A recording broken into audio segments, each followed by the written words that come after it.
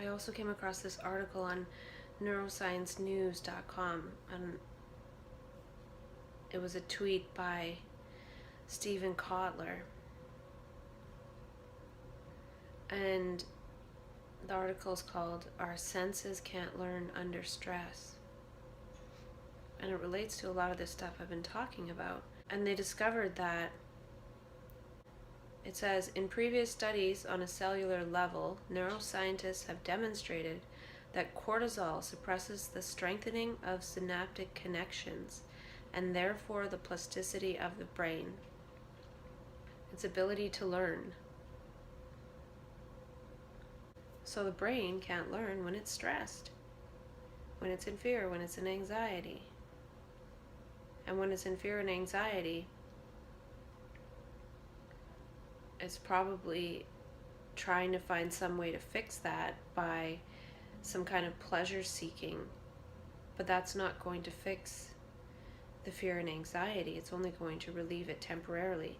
So we get stuck in this trying to relieve stress and anxiety reflex instead of being able to learn. And when we can learn, we can actually move towards creating a life where there is no stress and anxiety. But it's hard to get out of that loop. And it says they give corticosteroids for treatments for a lot of different things, but it affects learning. So it might actually be counterindicated for rehabilitation. And so often when we have inflammation of something, we end up needing corticosteroids to get rid of the inflammation. So in a way, cortisol is there partly to fix this inflammation problem, and the inflammation is a lot of times autoimmunity and not having the right diet and allergens and things like that. It's the immune system, it can't work properly well. Dopamine partly suppresses the immune system. So by seeking pleasure, we're not actually paying attention to what our body needs in the moment. A lot of the pleasure seeking is moving us away from being in touch with our body. If we were in touch with our body, we wouldn't be seeking pleasure. We would be in our body and acting and learning. We wouldn't be looking for something somewhere else. We would be right here now. When we're looking for something somewhere else, we can't look at this moment now. We can't look as this moment now. When we're stressed, we're not relaxed, and we're trying to get away from this moment or find something that will make this moment okay. And then when that wears off, we got to find the next thing that makes this moment okay, and then next. And then our immune system suppressed. Then we have some kind of physical illness, and that's one of the ways, it's one of the only ways that we actually start to learn to be in touch with our body again and learn about our body, is when we get some kind of physical ailment. Us getting a physical ailment might actually be our invitation to live in our body again. It says, the stress hormone cortisol completely blocks our important ability to improve our perceptual performance. So stress, cortisol blocks perception. If we can't perceive, we can't learn. And I've talked a lot about this, about seeing the light, selecting for the right light, the right part of the human dimension spectrum is going to determine what we unfold as our life. Are we going to be pleasure-seeking robots or something else? I was curious, so I looked up what drugs have similar structure to dopamine. I'm kind of shocking, but not surprising. The answer is amphetamines. So basically, the things in society that give us reward and punishment is like taking a hit of amphetamines. And I was thinking about how kids with ADHD are put on Ritalin, which is an amphetamine. And in a way, it's like ADHD is a brain state where one is looking around with perceptual vision, when one is interested and curious about the world and can't really be programmed. And the programming is related to dopamine, reward and punishment. These kids don't go based on reward and punishment. They go based on their own desire to learn and explore things, and they're quite energetic. They're probably super intelligent, and then they're put on these amphetamines, which it could be that the dopamine circuits in children aren't yet developed, so that's why they actually have a different effect on children than adults, the amphetamines. But in a way, I feel like it's making it so the kid can develop dopamine circuits and just be programmed like everyone else and numb them out from their wonderful enthusiasm. And I don't know much about ADHD. It just seems interesting that there's so much around getting people to be dopamine dominant so they can be programmed so they behave in the same sort of way. Stimulus, response, reward, punishment, fear, fear, fear, fear, goals, goals, success, success. And it's all going to happen some other day in the future. So if our brains are dopamine wired, we can be controlled like Pavlov's dog. I was watching this video called Consciousness Mechanics, and at the end I just saw there was a question about what is reality made of? And immediately my mind came up with the answer. It said, love. And if we don't have that love, if we aren't that love, then we ask what reality's made of. And if we know how to just make love,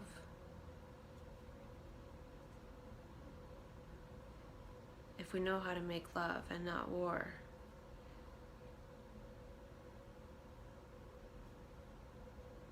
then we would see that love moves all, and love is the only movement.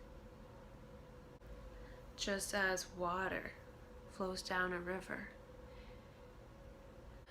and then goes over the edge of a waterfall, we might look at it and say, well, that is just violent, but it's all the same water. So yeah, we have to act in order because we're not acting on what's distressing us, and we need medication suppressing us. It's all about learning to love. Learning is love. If we can't learn, we can't love.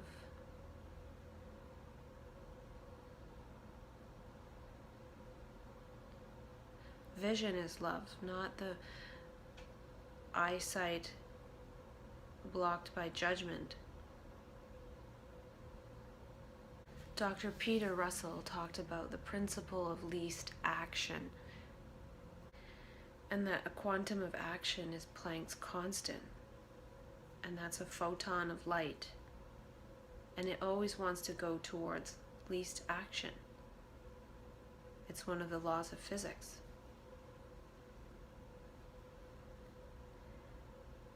And to me, when we think about a photon of light, and about what I've been talking about, perception, I feel like if we have love in our eyes, if we have oxytocin in our eyes, we perceive love, and that is least action.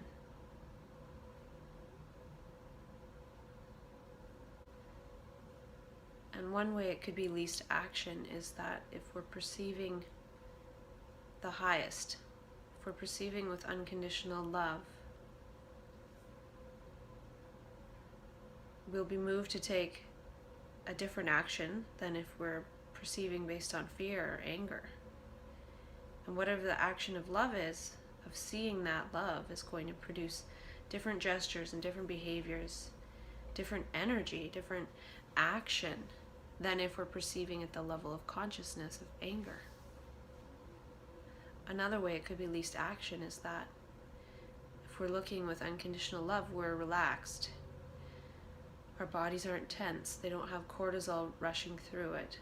And then they're not seeking to make mental images in order to find the mental image that corresponds to the thing that might appease the body and make it less stress, that's a big waste of energy. It's making the body do something to please itself as opposed to seeing and acting one with the universe. And if we're acting with the universe and the law of love, that is going to be least action compared to wandering off on some other track. It's going to take a lot of effort. If we don't perceive and act based on the law of least action, the law of love, then there's some kind of action in our physiology that has to make up for the fact that we didn't see it. It's got to reorient itself somehow. So over time that accumulates in the body, and then we get to a point where we're very distressed and it's coming out of our body and coming into our mind, all these things that we didn't deal with. We thought that we did, but really we just escaped temporarily.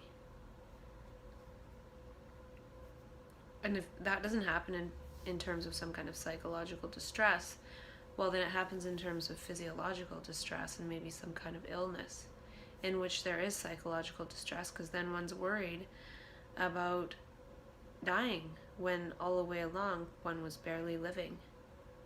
One wasn't living and perceiving in the present moment, and that is inaction. So stress and distress psychologically and physiologically is inaction, which is not actually seeing with the full light of a loving eye in oxytocin consciousness.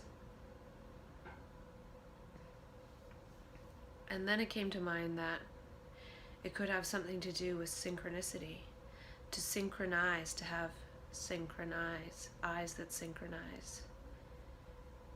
Synchronize with this other, synchronize with this light. And when we have those eyes of love, we're guided by that. We're not guided by our thought structures. And when we're guided by that, moment to moment, we're in synchronicity and we're in mania. Because clear perception like that, perception of love and as love, the universe gives us social clues to move us towards that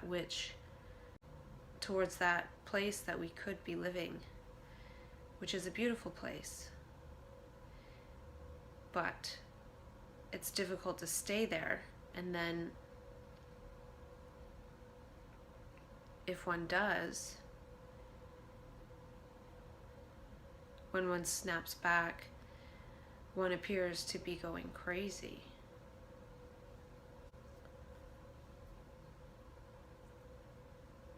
So when one has the eyes of love, of oxytocin, of the peripheral vision,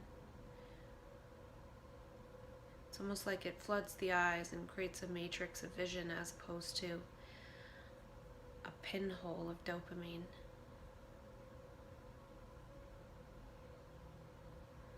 Then one can follow the signs. Just like we follow road signs or Google Maps. When we have oxytocin eyes, we follow the universal map to a different place. It's a different level of consciousness when one follows that stream for a certain apparent amount of time.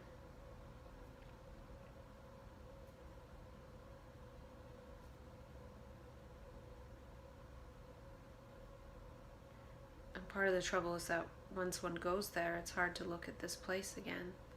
This place that we all share.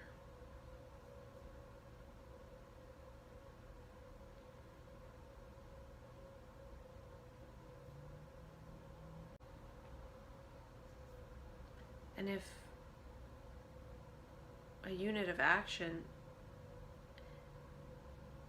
is a photon, well, what is the quality of the light coming out of our eyes, and what action does that have? Just with how we look at things. I wonder if there could be a plague of love, learning, and intelligence. Can we create that positive social contagion?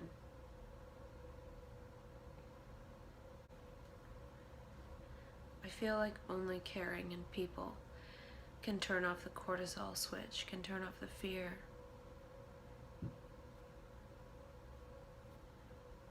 We usually shorten this interaction by giving some kind of medical procedure. But if we all had time for each other, then we likely wouldn't need all that. Can we uplift each other? Can we see the highest in each other?